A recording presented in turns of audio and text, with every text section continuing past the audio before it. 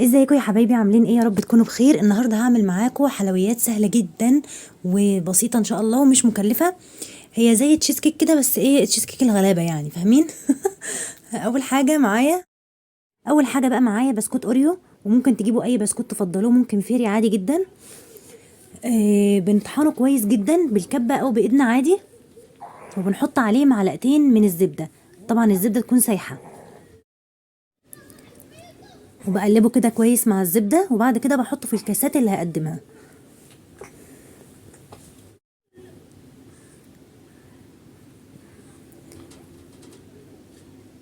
وبعد كده بقى معايا باكو كريم شانتيه وجبنه كريمي.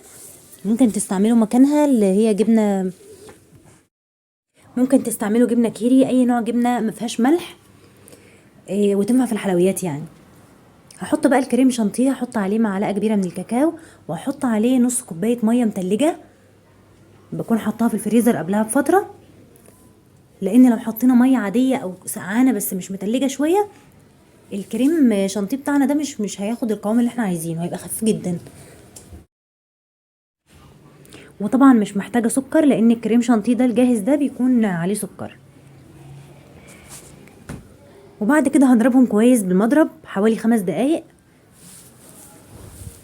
وهحطها في الفريزر لغايه ما اخلص باقي الحاجه اللي هعملها. وهي اصلا سهله جدا جدا، مش هتاخد مننا وقت يعني كتير، وما فيهاش حاجات مكلكعه.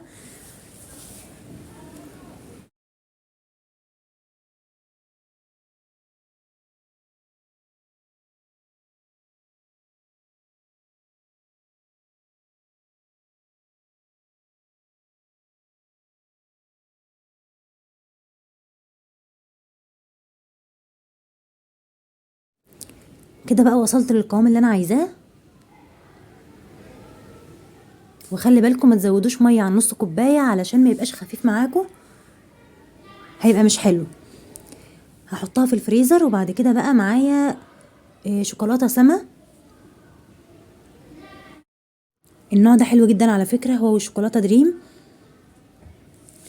بسيحها بقى في الميكروويف، بس بقطعها كده او بكسرها قطع صغيره علشان تسيح بسرعه. وبعد ما بسيحها بحط عليها ربع كوبايه من اللبن، علشان ما يبقاش قوامها تقيل قوي. بس عادي لو انتوا حابين تستخدموها كده عادي جدا.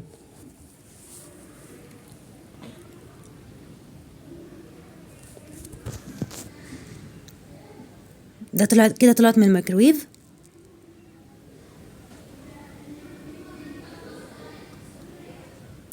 وبعد كده بقى هجيب الكريم شانتيه اللي عملته، واحط عليه معلقتين كبار من الجبنه الكريمي، او مكعبين جبنه كيري المتوفر عندكم.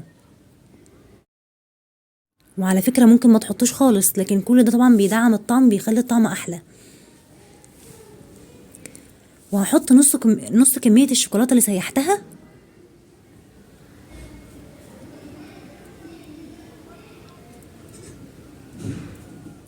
وهضرب تاني بالمضرب.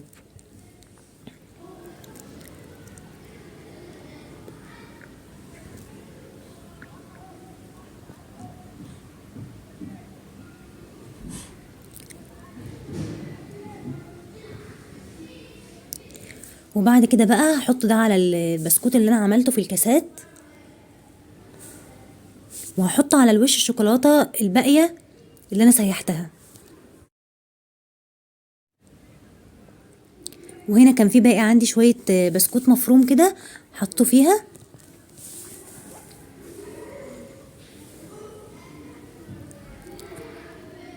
وعلشان ما اعملش بالمعلقه تخلي منظر الكاس كده مش حلو او تبهدل الدنيا، حطيته في كيس وقطعته من الطرف،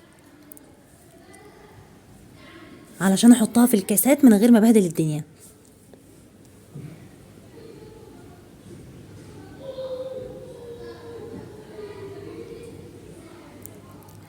وبعد ما حطيت الكريمه حطيتها ساعه في التلاجة.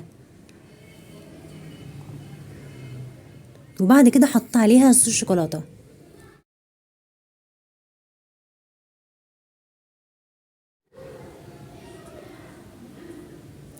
بنحطها في التلاجة علشان تمسك طبعا. والشوكولاته اللي فوق دي لازم نحطها وهي بارده، لان لو حطيناها وهي سخنه هتختلط بالكريمه وهيبقى شكلها مش حلو يعني.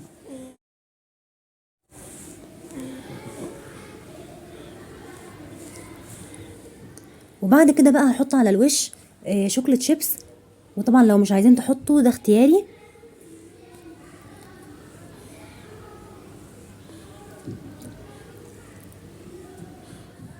وممكن بقى تاكلوها دلوقتي او تحطوها في التلاجة، بس طبعا في التلاجة بتبقى احسن، كل ما تسقع كل ما تبقى احلى. وبس كده، بجد سهلة وسريعة وتحفة، وكمان مش مكلفة، ما فيهاش جبنة كريمة الخفق قصدي. ما تنسوش بقى تعملوا لايك لو عجبكم الفيديو، ان شاء الله تجربوها وتعجبكم. اشوفكم في فيديو جديد ان شاء الله.